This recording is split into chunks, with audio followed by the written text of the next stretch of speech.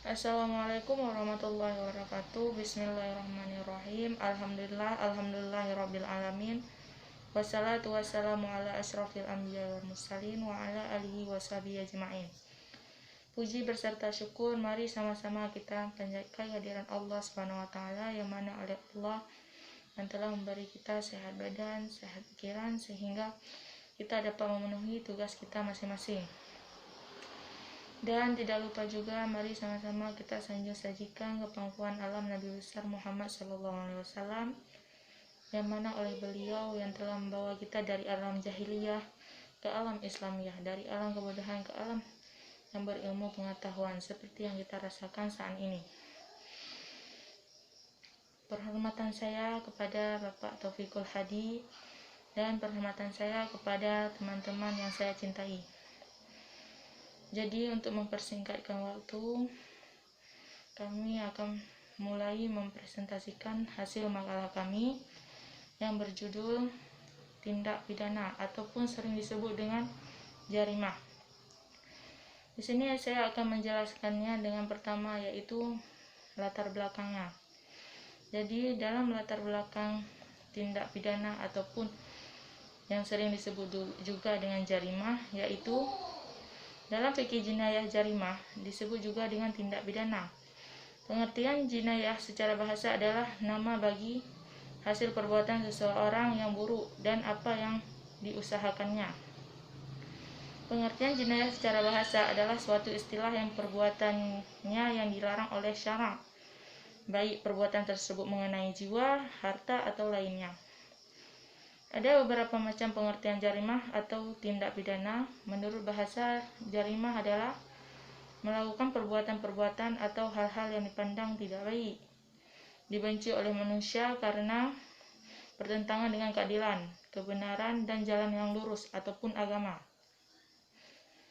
Pengertian secara umum, jarimah adalah pelanggaran terhadap perintah dan larangan agama, baik pelanggaran tersebut mengakibatkan hukuman duniawi maupun ukhrawi.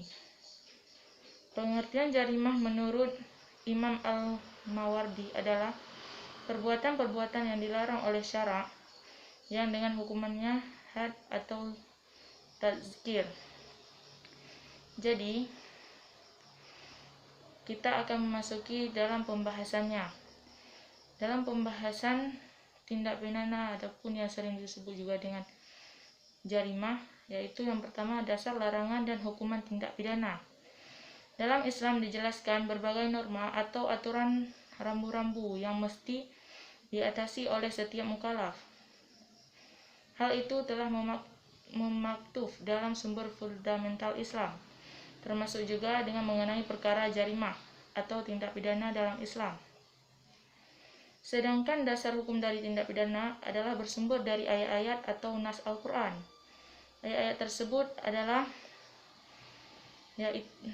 sebagai, yaitu yang pertama itu surat Al-Isra ayat 15, yang artinya, dan kami tidak menghukum manusia sebelum kami mengutus seseorang rasul selain ayat-ayat Al-Quran, selain ayat-ayat atau nas Al-Quran yang menjadi dasar hukum tidak pidana tersebut juga bersumber dari kaidah-kaidah yang penting dalam syariat, adalah sebagai berikut, yang artinya sebelum ada nas ataupun ketentuan tidak ada hukum bagi perbuatan orang-orang yang berakal sehat.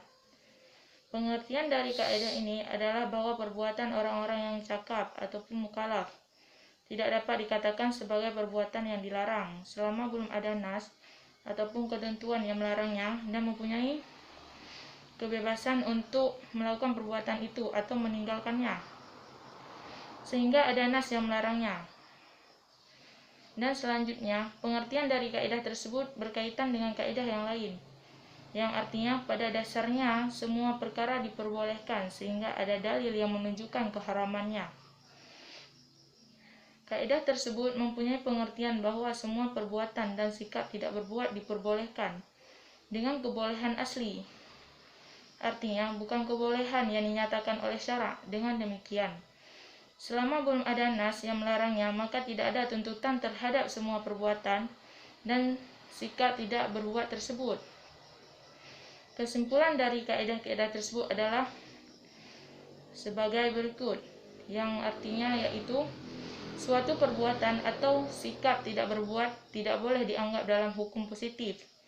Yang menjadi dasar hukum tindak pidana adalah undang-undang dan kitab undang-undang hukum pidana ataupun sering juga disebut dengan KUHP, misalnya yang terdapat dalam pasal 363 tentang tindak pidana pencurian dan lain sebagainya.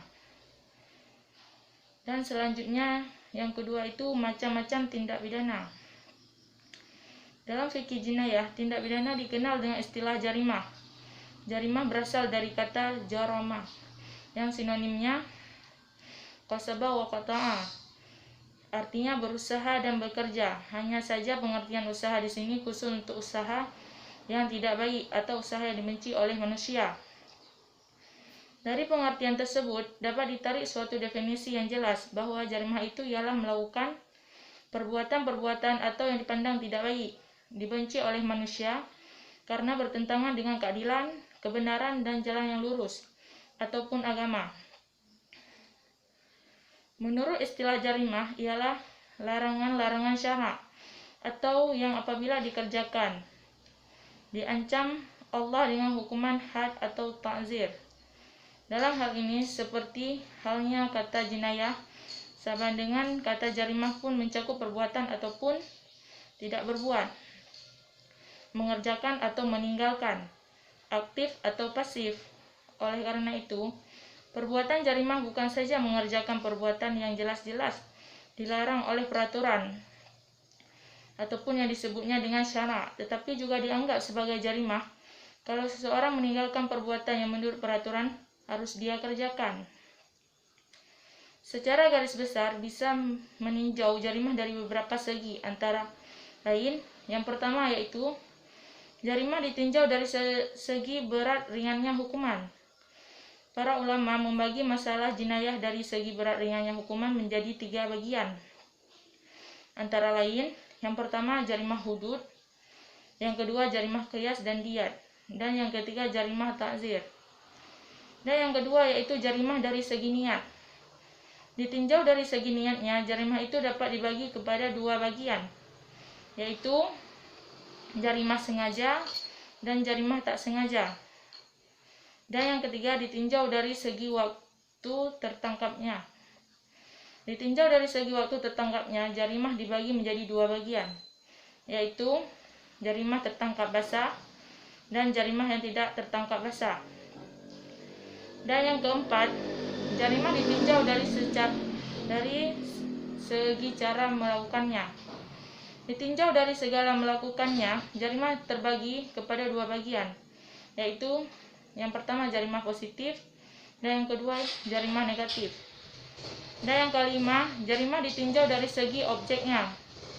Ditinjau dari segi objek atau sasaran yang terkena jarimah, maka jarimah itu dapat dibagi menjadi 2 bagian, yaitu jarimah perseorangan dan jarimah masyarakat. Dan yang keenam, jarimah ditinjau dari segi tabiatnya. Jarimah dari segi tabiatnya dibagi menjadi 2 bagian, yaitu jarimah biasa dan jarimah politik. Dan selanjutnya saya akan menjelaskan percobaan melakukan tindak pidana. Percobaan melakukan tindak pidana dalam hukum pidana Islam adalah seseorang yang berniat melakukan tindak pidana dengan mengadakan permulaan pelaksanaan, tetapi perbuatannya tidak selesai, baik karena kehendak diri sendiri maupun bukan karena kehendak diri sendiri. Sedangkan dalam hukum pidana umum, percobaan hanya dibatasi pada tidak selesainya perbuatan, bukan kehendaknya sendiri. Sebenarnya mengenai percobaan, para fuqaha kurang begitu memperhatikan hal ini, dikarenakan 3 sebab, yaitu sebagai berikut. Yang pertama itu menurut syariat Islam, dan yang kedua, percobaan melakukan tindak pidana tidak dikenal dengan istilah percobaan, melainkan dikenal dengan istilah jarimah belum selesai. Dan yang ketiga, para fuqaha lebih menaruh perhatian pada tindak pidana hudud dan tindak pidana qiyas. Istilah percobaan kejahatan di kalangan para fuqaha tidak ditepati secara khusus. Akan tetapi, apabila definisi itu kita perhatikan, maka apa yang dimaksud dengan istilah tersebut juga terdapat pada mereka. Karena di kalangan mereka juga dibicarakan tentang pemisahan antara jarimah yang sudah selesai dan jarimah yang tidak selesai. Tidak adanya perhatian pada fuqaha secara khusus terhadap jarimah percobaan disebabkan oleh dua hal. Yang pertama itu, percobaan melakukan jarimah tidak dikenal hukuman had atau qiyas, melainkan dengan hukuman ta'zir bagaimanapun macamnya jarimah-jarimah itu. Yang kedua, dengan adanya aturan-aturan yang sudah mencakup dalam syara' tentang hukuman untuk jarimah ta'zir, maka aturan-aturan yang khusus untuk percobaan tidak perlu diadakan. Dan selanjutnya, percobaan yang pengertian sebagaimana yang telah dikemukakan di atas adalah mulai melakukan suatu perbuatan yang dilarang tetapi tidak selesai, termasuk kepada maksiat yang hukumannya adalah ta'zir. Dari penjelasan kami dapat menyimpulkan bahwa di dalam hukum pidana Islam, seorang yang melakukan kejahatan itu disebut dengan perbuatan melakukan jarimah. Perbuatan melakukan jarimah halnya dikenal dengan istilah jarimah selesai dan jarimah belum selesai. Jarimah yang belum selesai atau percobaan jarimah ialah suatu perbuatan yang disertai dengan niat untuk melakukan perbuatan yang dilarang oleh syara'. Tetapi perbuatan tersebut tidak selesai baik karena kehendak diri sendiri maupun bukan kehendak dari pelaku itu sendiri. Keikutsertaan berbuat jarimah. Bentuk ikut serta atau kerjasama yang lain dalam pasal 56 KUHP disebutkan sebagai berikut. Pertama, orang dengan sengaja membantu waktu kejahatan itu dilakukan. Kedua, orang dengan sengaja memberikan kesempatan ikhtiar atau keterangan melakukan kejahatan itu. Dalam pasal tersebut, orang yang tidak berbuat sering membuat perencana atau atak kejahatan, pembuat tidak langsung, atau peminjam tangan. Ada juga orang yang melakukan sendiri menjadi kaki tangan atau alat yang disebut pembuat langsung. Jarimah terkadang dilakukan oleh seorang diri atau kadang dilakukan oleh beberapa orang. Sekian dari penjelasan kami. Alhamdulillah, semoga makalah yang kami presentasikan ini dapat memberikan wawasan yang lebih luas dan menjadi sumbangan pemikiran kepada pendengar, khususnya buat teman-teman semua yang bahwasanya kami sadar bahwa presentasi makalah kami ini masih banyak kekurangannya. Kami harap teman-teman semua dapat makluminya. Sekian dari kami. Jika ada sepatah dua kata yang salah, kami mohon maaf. Wabillahi taufiq wa hidayah. Wassalamualaikum warahmatullahi wabarakatuh.